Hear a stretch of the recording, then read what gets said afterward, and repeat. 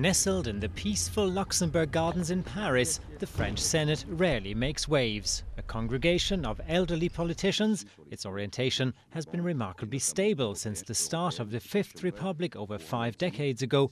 The right or centre-right parties have always held the majority here. But with half of the senators up for re-election on Sunday, the chances are that this time power will finally shift to the left. Just in time for next year's presidential vote, in which centre-right Nicolas Sarkozy is seeking re-election.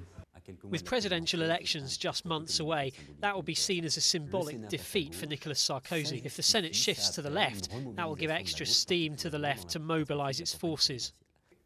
That outlook makes Sarkozy and his allies shudder, as even the conservative current president of the Senate freely admits. Such an event would figure on the Richter scale. I don't know exactly how big such an earthquake would be, but there's no doubt that it would be quite an earthquake.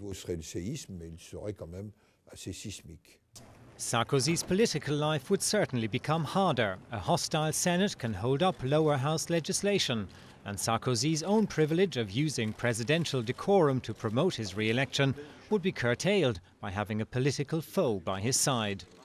The Senate President has considerable powers.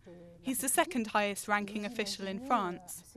Just imagine 7 months before presidential elections, Nicolas Sarkozy being accompanied at every official appearance by a left-wing Senate President, who would of course promote his own programme.